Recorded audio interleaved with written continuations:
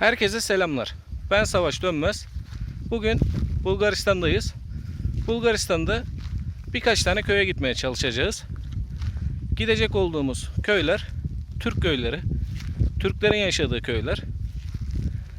Merak ediyoruz açıkçası. Onun için bugün yolumuz Bulgaristan'daki köylere doğru olacak. Güzel bir video olacağını düşünüyorum. Herkese iyi seyirler diliyorum. Köyün girişinde 3 tane çeşme var. 3 kişi şehit olmuş burada. Çeşmeye doğru gidelim. Totaliter rejim mensuplarınca Hayranlar Köyü'nde vahşice şehit eden kahramanlarımızın anısına yapılmıştır. Burada Abdülaziz Raif Bekir 34 yaşındayken, Mustafa İlyas Ali 59 yaşındayken, Mustafa Mehmet İbrahim de 45 yaşındayken şehit edilmiş. Buradaki Abdülaziz Raif Bekir, Mustafa İlyas Ali, Mustafa Mehmet İbrahim, bunlar birincisi isimleri, ikincisi babaların isimleri, üçüncüsü de dedelerin isimleri oluyor. Bu alanda şehit edilmiş. Onların anısına da burayı yapmışlar. Hayranlar Köyü'ndeyiz. Burası da bir okul. Anaokulu. Şöyle çocuklar için oyuncakları var. Şöyle bir bahçesi var. Buradaki anaokulunun hemen karşısında şurada bir okul var. Çocuklar ana sınıfını bitirdikten sonra, anaokulunu bitirdikten sonra ilkokul, ortaokul.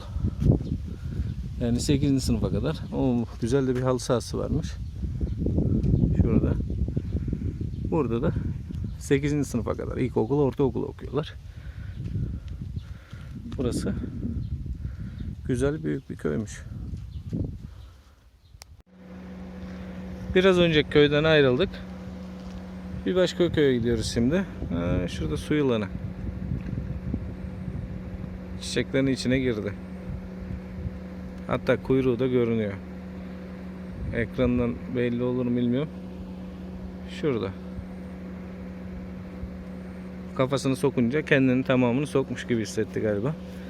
Şöyle bir çiçek, bir göl. Gölün derinliği de epey varmış, öyle söylediler. Şöyle göle nazırı da bir ev. Oldukça güzel, hoş bir manzara.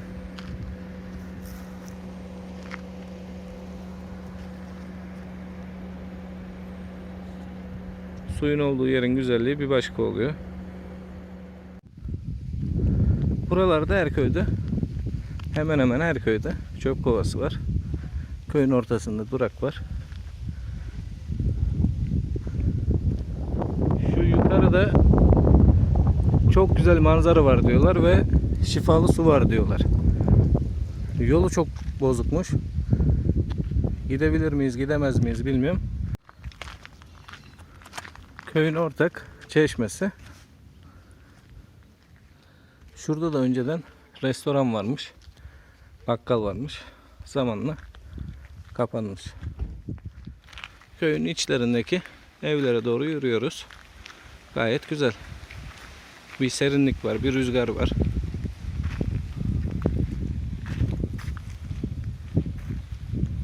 Şöyle welcome yazmışlar, Ece yazmışlar, Orhan yazmışlar, Berrin yazmışlar, Mert yazmışlar. Betona isimler yazmışlar. Evin bahçesi pek güzel. Domates, biber hepsi ekilmiş. İlaçladık bunları. Hastalık değil bu. Duraktan. Sıcaktan birazcık zarar görmüş ama iyi. Şurada biberler, yanında domatesler. Bu çeşmeyi yaptıran Kışlalı Topalıoğlu Naki. Ebedi bir hatıra olsun.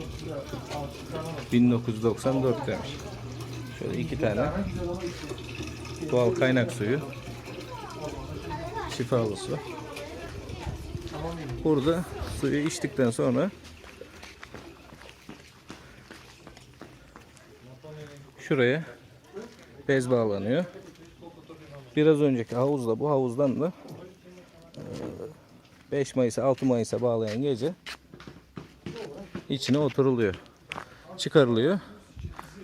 Kıyafetler de bu ağaçlara bağlanıyor. Ağaçlar bu şekilde. Hep bezlerle. Şuraya mangalları koymuşlar. Hazır. Sabit, stabil. Gelen kişi burada mangal yapabiliyor.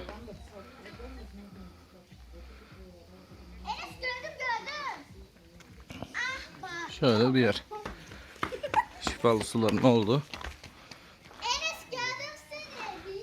Buradan suyunuzu içiyorsunuz. Şu havuza ya da diğer havuza giriyorsunuz. Buraya da kıyafetlerinizi bağlıyorsunuz. O gece. Normalde de bir bez bağlıyorsunuz. Koronadan dolayı şu an epey bir maske var. Şu mükemmel yeşilliğin içinden suyu aldık.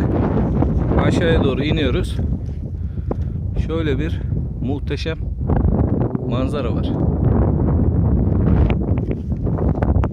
Dağın bu tarafında. Diğer tarafının manzarası da mükemmel.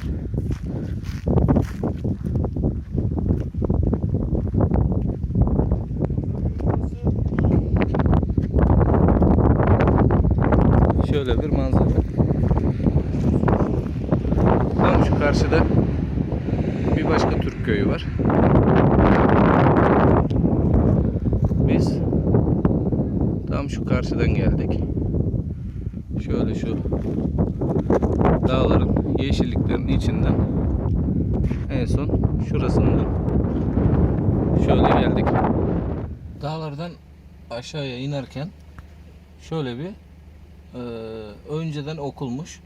Daha sonra İngiliz birisi almış. İngilizler burayı otele çevirmiş. İçine havuz, plaj yapmışlar.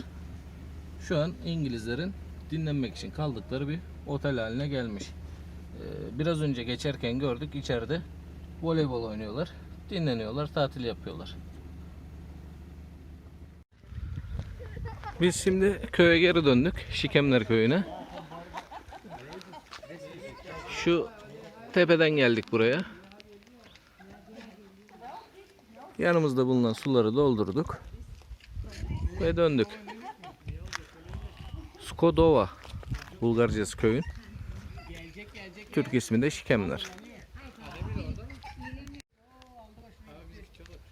Biz Enes'le Bulgaristan'ın köylerini geziyoruz, değil mi Enes? Evet. Aferin oğluma. Mestanlı'nın Bayramlı köyündeyiz. Buralar, bu civarlar olduğu gibi Türk köyleri. Türk köylerine geldiğinizi anlamak aslında çok da basit. Yolda sizi çeşmeler karşılıyorsa, köyün girişlerinde camiler varsa Türk köylerine gelmiş oluyorsunuz. Şu an dağların zirvesindeyiz. Mestanlı'dan sonra yaklaşık bir 45 dakika, 1 saat dağların zirvesine çıkmak için yolculuk yaptık. Ve çıktığımızda da değdi. Mükemmel bir manzara, mükemmel bir doğa var. Bulgaristan'dayız. Kırcaali'nin Mestanlı kasabasının Bayramlı köyünde.